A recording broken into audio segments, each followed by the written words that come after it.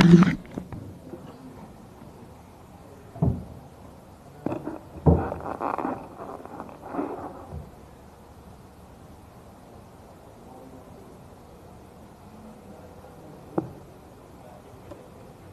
Check media మిత్రులకు నమస్కారం. నేను మీ రఘునందన్ రావు.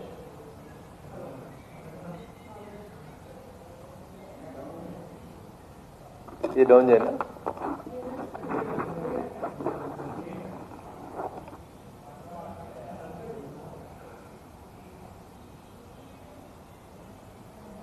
దేశవ్యాప్తంగా భారత ప్రభుత్వం నరేంద్ర మోడీ గారి నాయకత్వంలో ఉత్తరాది దక్షిణాది తెలంగాణ ఆంధ్రప్రదేశ్ లేకపోతే ఇంకొక అంశాలని దృష్టిలో ఉంచుకొని కాకుండా అన్ని రాష్ట్రాలని ఒకే కోణంతో చూడాలని భారత రాజ్యాంగ నిర్మాత డాక్టర్ బిఆర్ అంబేద్కర్ గారు ప్రతిపాదించిన రీతి లోపల గతంలో రాష్ట్రాల పునర్విభజన విషయంలో అయినా రాష్ట్ర శాసనసభలో సీట్ల పెంపు విషయంలో అయినా లేదా దేశంలో పార్లమెంట్ స్థానాల పెంపు విషయంలో అయినా భారత రాజ్యాంగానికి లోబడే గతంలో ఉన్నటువంటి ప్రభుత్వాలు పనిచేసినాయి.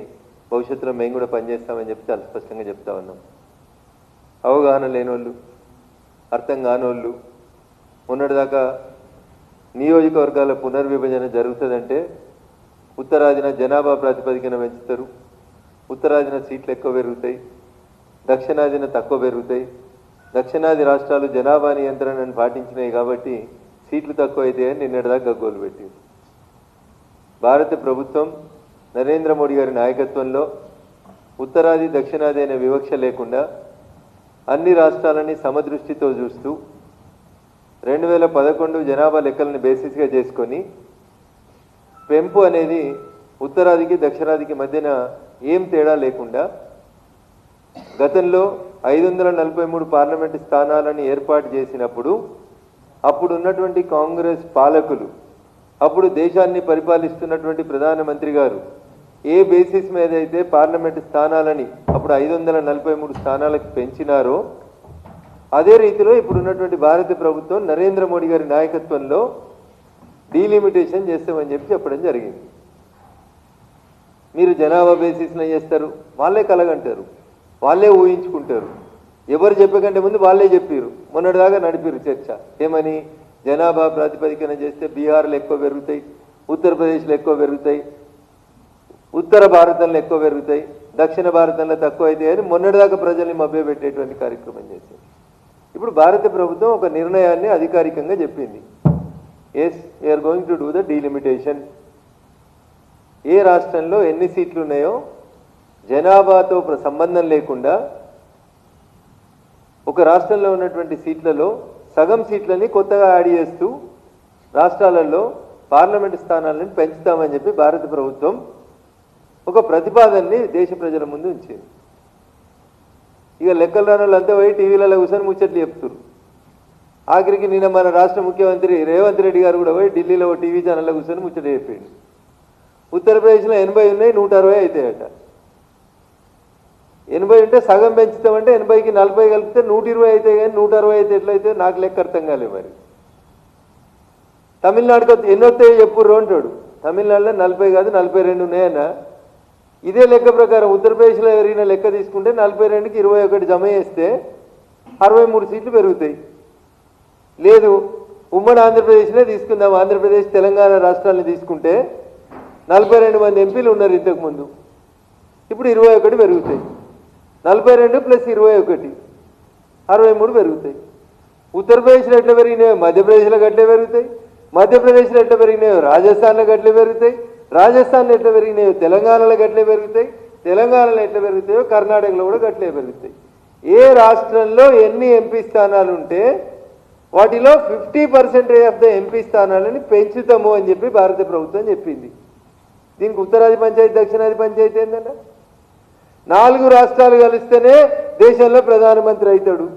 మరి ఇప్పుడు 543 సీట్లు ఉంటే అవుతలేరా? 543 సీట్లు చేసింది ఎవరు? రేవంత్ రెడ్డి. ఎవరు చేశారు? బహుశా ఇప్పుడు పుట్టినో పుట్టలేదో ఇంకా అంబాడుతుంటాడు బహుశా. అప్పుడు చేసింది ఎవరు? 543 సీట్లు కాంగ్రెస్ పార్టీ చేసింది కదా.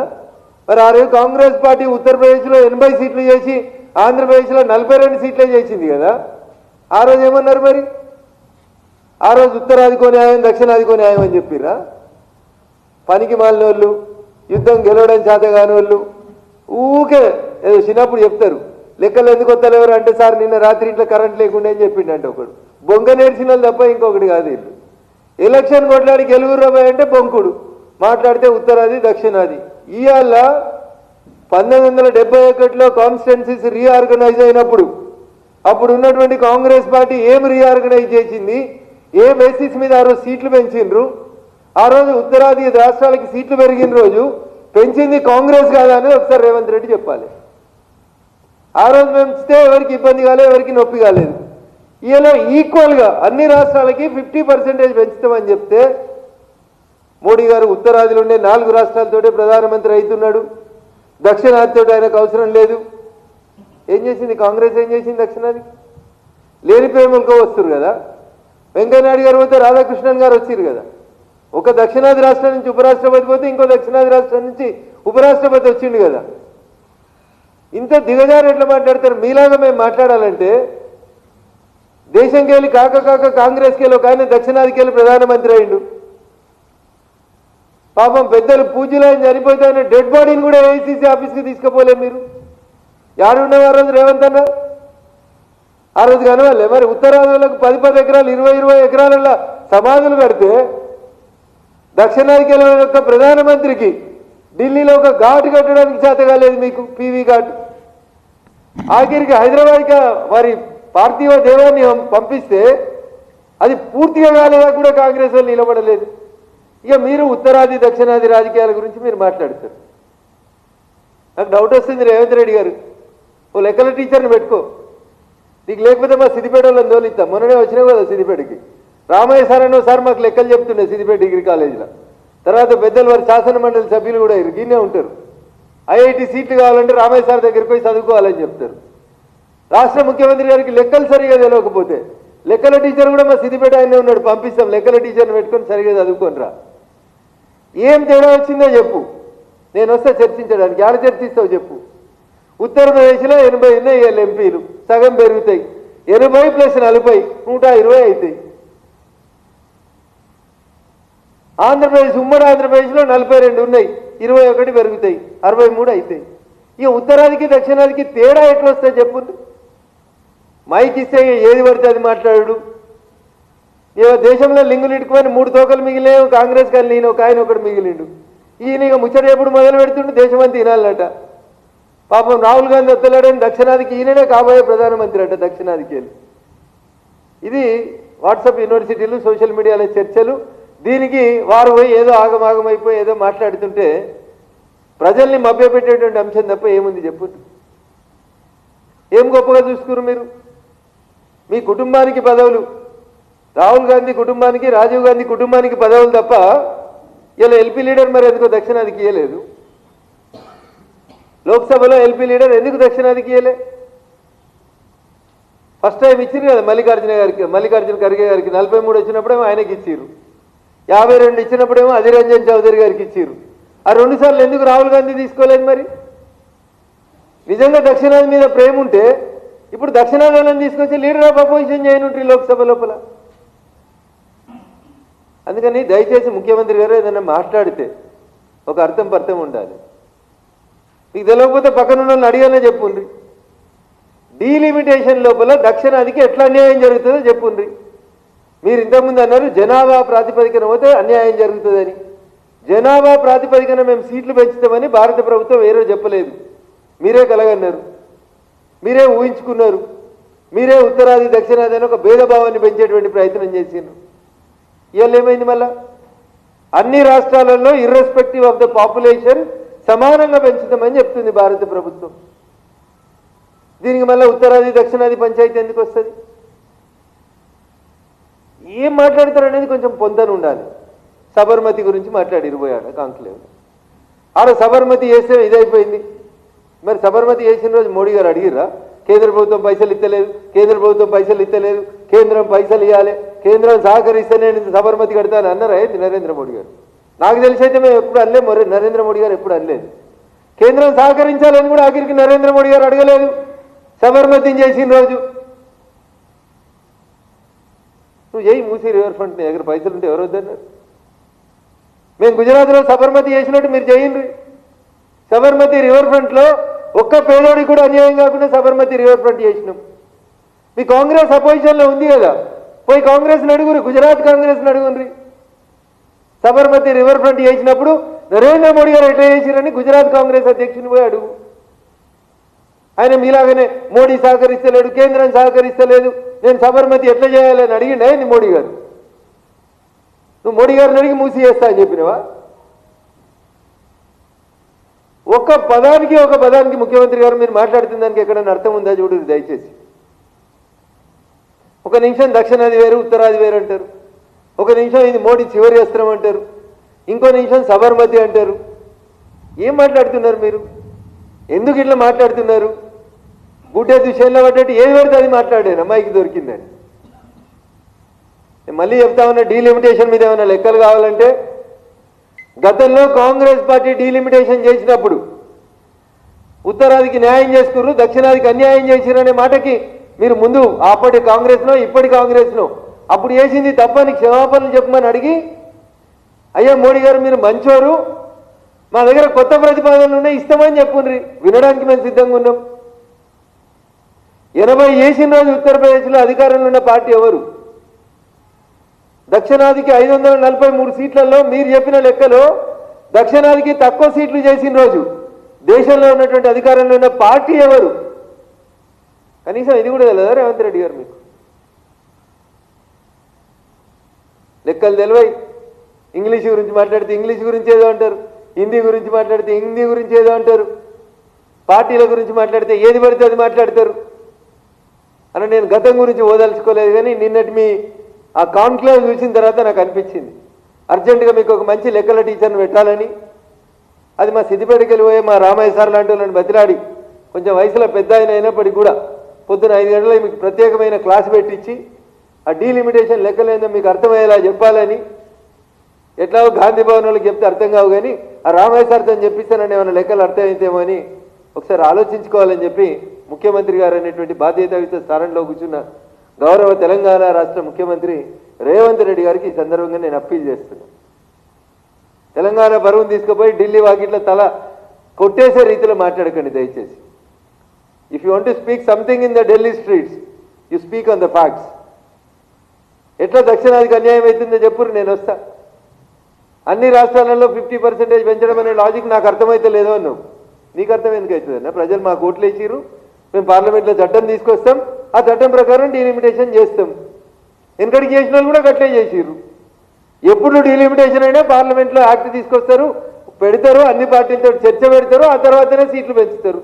మీకు అర్థమయ్యేది ఏంటన్నా? మీ ఎంపీలకు అర్థమవుతుంది, మీ ఎల్ఓపీకి అర్థమైతే సంతోషపడి ఉండ్రి. మీకు అర్థం కావాలనుకుంటే మీరు కూడా రండి, గ్యాలరీలో కూర్చోవచ్చు, ముఖ్యమంత్రి వెనక సీట్లో కూర్చోవచ్చు, వచ్చి బాక్స్లో కూర్చొని వినుండ్రి. పార్లమెంట్లో చర్చ జరిగే రోజు ఎట్లా చేస్తామో చెప్తాం ఆ రోజు. మీరు చేసే మంచి పనుల గురించి చెప్పకుండా అసెంబ్లీ పెట్టి 12 ఏళ్ళకోలే మోడీ ఏం చేసిర్రు చెప్పు. మీ ఎల్ఓపీకి ఢిల్లీలో మాట్లాడతారు పార్లమెంట్లో. నువ్వేం చేస్తావో చెప్పు అంటుర్రు. నువ్వు అధికారంలోకి వచ్చిన 2.5 ఏళ్ళకోలే ఏం చేసినావో తెలంగాణకు చెప్పు అంటుర్రు. నీ 6 గ్యారంటీలు ఏమైనాయో చెప్పమని అడుగుతుర్రు. మీరు ఇస్తా అన్న నిరుద్యోగుల ఉద్యోగాలు ఏమైనాయో లెక్క చెప్పురు అంటుర్రు. ఇక్కడ కూట్ల రాయి తీయమంటే చేత కాదు, కానీ వాడు ఢిల్లీకి పోయేట మోడీ 12 ఏళ్ళకోలు ఏం చేసి 2 వస్తాయి కాంగ్రెస్ వాళ్ళకి. ఐఎమ్ సారీ టు సే కాంగ్రెస్కి 2 వస్తాయి. కాంగ్రెస్ లీడర్లు అందరికీ 2 ఉంటాయి. 15 లక్షలు వేసిర్రు ఆ బ్యాంకులలో. అరే ఏత్తమని మేము చెప్పలేదు రా భయ అని చెప్తున్నాం. ఏ రోజు కూడా మోడీ గారు నేను 15 లక్షలు తెచ్చి మీ ఖాతాలో ఎత్తా అని చెప్పలే. ఇగో ఇదొకటి అదికి వస్తుంది. 2 కోట్ల ఉద్యోగాలు ఇస్తామన్నారు, ఇచ్చి రాని అడుగుతారు. ఈ 2 అబద్ధాలని నిజమని ప్రధానం చేసేటువంటి ఒక ప్రయత్నం తప్ప 2.5 ఏళ్ళైంది మరి మనం గెలిచి ఏం చేసినాం, ఏ నియోజకవర్గానికి ఏం చేసినాం, ఇవి మాట్లాడు. ప్రజలకు ఏం చేసి మీరు మళ్ళీ అధికారంలోకి రావాలనుకుంటున్నారో ఇంకా చెప్పుర్రి. పొద్దుల జీవన్ రెడ్డి గారు చెప్పారు నీ గురించి. జీవన్ రెడ్డి గారు మాకంటే గట్టిగా చెప్పారు నీ గురించి. కాంగ్రెస్ పార్టీకి మీరు చేస్తున్న సేవల గురించి బాగా చెప్పారు. అందుకని దయచేసి పొద్దున్న లేసేదో మోడీ గారిని తిట్టంగానే పెద్ద నాయకుని అయిపోతా అని ఇక కాంగ్రెస్లో ఎవరు లీడర్ లేరు ప్రధానమంత్రి కుర్చీకి, ఈయన పోయి ప్రధానమంత్రి కుర్చీకి పోటీ పడదామని ఏదేదో సోషల్ మీడియాలో రాయించుకుంటే బాగుంటుంది ముఖ్యమంత్రి గారు. కానీ ఇవేవి కూడా ఆచరణకు సాధ్యం కావు. అమల్లో మీరు చెప్పలేనటువంటి అంశాలు, మీరు మాట్లాడిన ఏ ఒక్క మాట కూడా తెలంగాణ సమాజం స్వాగతించదు, హర్షించదు. తెలంగాణ ప్రజల ఆత్మగౌరవాన్ని, తెలంగాణ ప్రజల తెలివితేటల్ని ఢిల్లీలో తక్కువ చేసి చూపెట్టద్దని నేను ఈ రాష్ట్ర ముఖ్యమంత్రికి సవినయంగా అప్పీల్ చేస్తా ఉన్నాను. Thank you.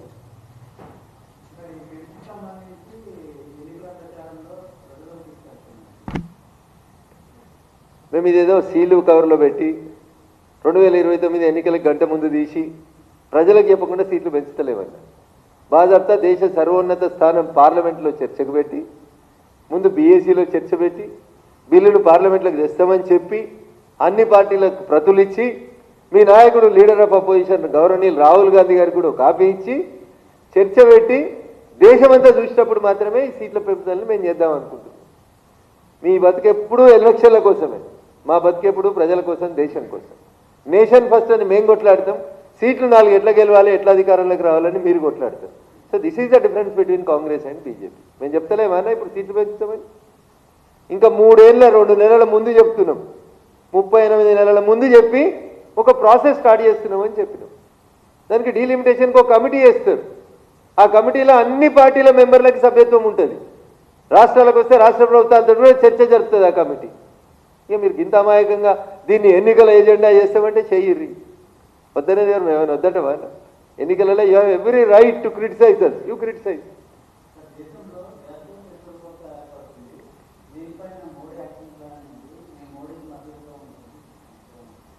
రేవంత్ రెడ్డి గారు మద్దతు ఇస్తారా అయ్యారు అనేది ఇప్పుడే మేమేం చెప్పలేము దాని గురించి. నరేంద్ర మోడీ గారు మొన్న పార్లమెంట్లో మాట్లాడుతూ చాలా స్పష్టంగా చెప్పింది. గ్యాస్ కొరుతుందని చెప్పలేదు, పెట్రోల్ కొరుతుందని చెప్పలేదు. 2 రోజుల ముందు మోడీ గారు మాట్లాడుకుంటే 2 రోజుల ముందు దేశ పెట్రోలియం శాఖ మంత్రి హర్దీప్ సింగ్ పూరి గారు మాట్లాడినారు. కృత్రిమంగా ఎవరైనా షార్టేజ్ క్రియేట్ చేసేటువంటి ప్రయత్నం చేస్తే వాళ్ళ మీద తగు చర్యలు తీసుకుంటామో అని చెప్పింది. యుద్ధం స్టార్ట్ అయిన తొలి నెలల్లో మీరే రాసిరు సుమారు 6 నెలలకు సరిపోయే నిల్వలు ఈ దేశంలో ఉన్నాయని రాసిరు. ఇప్పుడు మీరే మళ్ళీ నో స్టాక్ బోర్డు పెడుతున్నారని ప్రజల్ని పానిక్ చేస్తున్నారని నేను అనుకుంటున్నాను తప్ప ఎక్కడా స్టాక్ లేకుండా ఏ పట్టణం కూడా లేదు, ఎక్కడ కూడా ఏమి ఇబ్బంది లేదు. ప్రజలకి సరిపోయేంత గ్యాసు, పెట్రోల్, డీజిల్ అన్నీ అందుబాటులో ఉన్నాయి. మీడియాలో, సోషల్ మీడియాలో వస్తున్నటువంటి కొన్ని వార్తల్ని చూసి అక్కడ నో స్టాక్ బోర్డు, ఇక్కడ నో స్టాక్ బోర్డు పెట్టినప్పుడు ప్రజలు పానిక్ అవుతున్నట్టు కనబడుతున్నారు. కాబట్టి దయించి ప్రజల్ని పానిక్ వైపు డ్రైవ్ చేయొద్దని నేను సవినయంగా మీడియా మిత్రులకు అప్పీల్ చేస్తాను.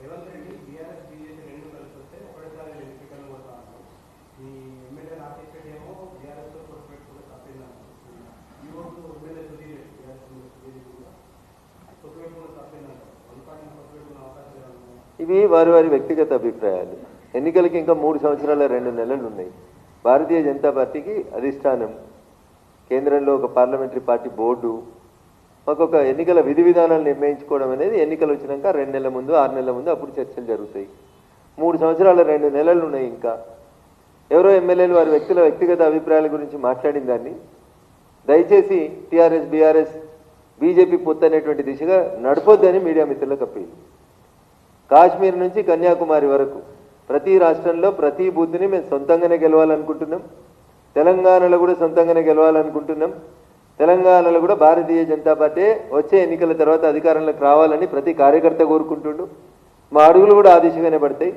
కాబట్టి పొత్తులు ఇట్లాంటి మాటలు ఎవరైనా మాట్లాడితే వాటిని వారి వారి వ్యక్తిగత అభిప్రాయంగా ట్రీట్ చేయండి తప్ప ఇప్పుడే ఎన్నికలు ఏదో రేపే ఉన్నాయి, ఇలా పొత్తుల గురించి మాట్లాడుకోవాల్సిన అవసరం కాదు, సమయం కాదు, సందర్భం కాదు. కాబట్టి అది టీఆర్ఎస్ ఎమ్మెల్యేలు మాట్లాడినా, మా గౌరవ శాసనసభ్యులు మాట్లాడినా వాటిని వారి వారి వ్యక్తిగత అభిప్రాయాల వరకే స్వీకరించాల్సిందిగా సవినయంగా అప్పీల్ చేస్తూ, ఒకవేళ అట్లాంటిది ఏమైనా ఉంటానా మా జాతీయ పార్టీ నాయకత్వం అంతా కూడా చర్చించి ఢిల్లీలో మనందరికీ చెప్పిన తర్వాతనే అట్లాంటి అడుగులు పడతాయన్నా. ఇప్పుడు అట్లాంటి ఆలోచన పార్టీ రాష్ట్ర నాయకత్వానికి కానీ కేంద్ర నాయకత్వానికి కానీ ఉన్నట్టు నాకేం సమాచారం లేదు.